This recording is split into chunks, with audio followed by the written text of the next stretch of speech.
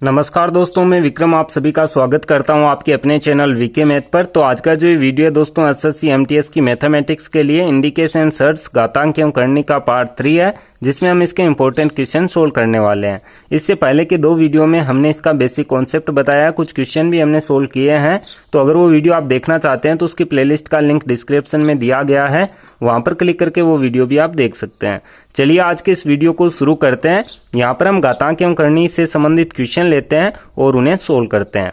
तो यहाँ पर दोस्तों जो पहला क्वेश्चन है वो कुछ इस प्रकार से हमें दिया गया है। 31 की घात 7.5 डिवाइड 31 की घात 3/2 गुणा 31 की घात -3 बराबर इसके रूट में हमें 31 दिया गया और यहाँ पर क्वेश्चन मार्क है।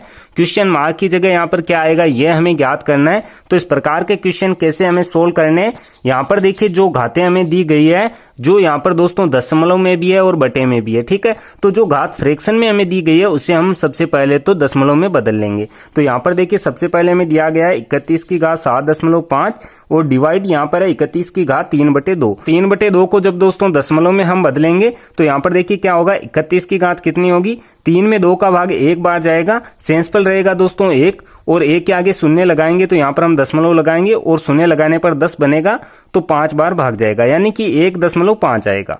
अब आगे हमें दिया गया गुणा में 31 की घात -3 और यहाँ पर बराबर में है यहाँ पर स्क्वायर रूट 31 की घात क्वेश्चन मार्क, ठीक है। अब इसे हम देखिए कैसे सोल्व करेंगे। यहाँ पर दोस्तों जब भी हमें इस प्रकार से दिया जाता है कि गुणा में आधार समान हो तो घातें जुड़ती है, लेकिन यहाँ डिवाइड का चिन्ह है तो डिवाइड का चिन्ह हम गुणा में चेंज करेंगे तो इसकी घात जो है वो माइनस में हो जाएगी। तो यहाँ पर देखिए क्या होगा, 31 की घात 7.5 यहाँ पर हम मल्टीप्लाई कर देंगे तो 31 की घात जो 1.5 है वो माइनस की हो जाएगी और यहाँ पर पहले से हमें 31 की घात -3 दी गई है, ठीक है। रूट 31 की घात क्वेश्चन मार्क, ठीक है, इसका हमें मान ज्ञात करना है। अब यहाँ पर देखिए आधार समान है तो घातें हम जोड़ सकते हैं। तो 31 की घात सभी जुड़ जाएगी, कितनी होगी देखिए 7.5। अब यहाँ पर 7.5 में हम जोड़ेंगे माइनस के 1.5 तो माइनस का चिन्ह रहेगा 1.5 आएगा, यहाँ पर भी माइनस का चिन्ह और 3 बराबर में चल रहा है इसके रूट में 31 की घात यहाँ पर क्वेश्चन मार्क।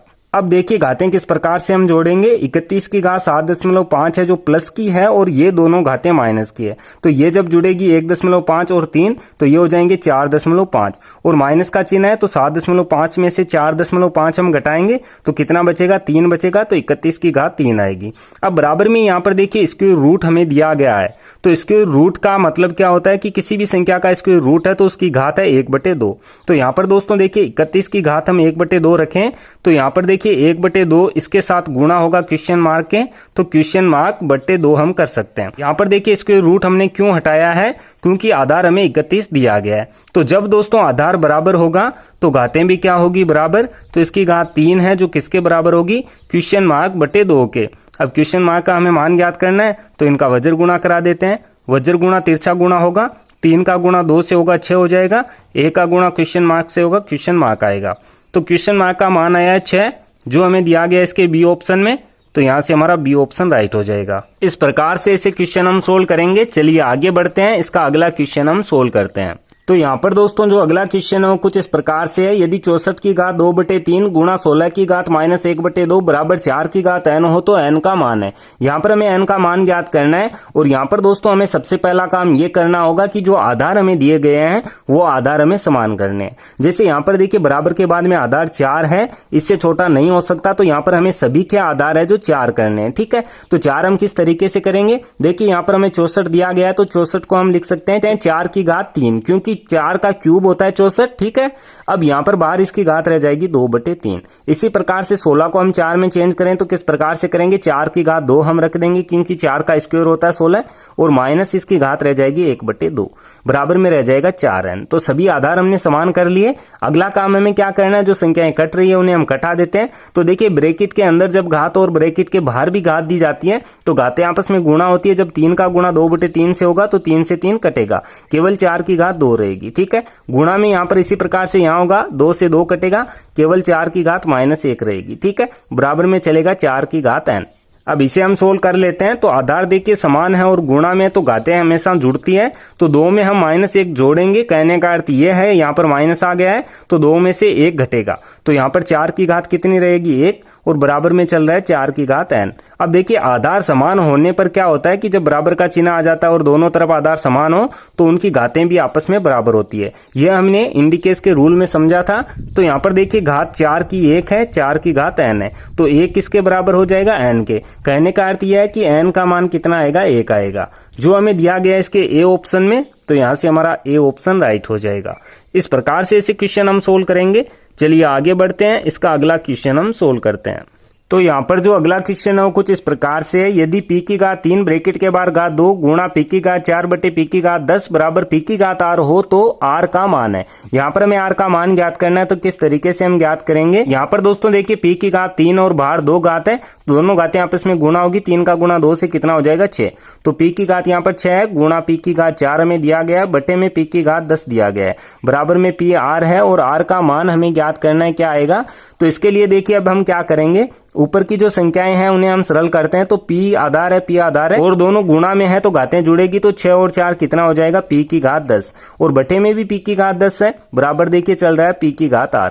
अब यहाँ पर देखिए दोनों घातें 10-10 हैं, तो यहाँ पर जब p की घात 10 को हम ऊपर लेके जाएंगे तो इसमें से घात माइनस होगी, 10 में से 10 घटेगा तो p की घात कितनी रह जाएगी, 0 और बराबर p की घात कितनी होगी, r। ठीक है, अब दोनों के आधार समान हैं तो घातें भी क्या होगी, बराबर होगी। तो 0 यहाँ पर है तो r भी कितना होगा, यहाँ पर 0 होगा कि r का मान यहाँ पर कितना आएगा, 0, जो हमें दिया गया है इसके सी ऑप्शन में। तो यहाँ से हमारा सी ऑप्शन राइट हो जाएगा।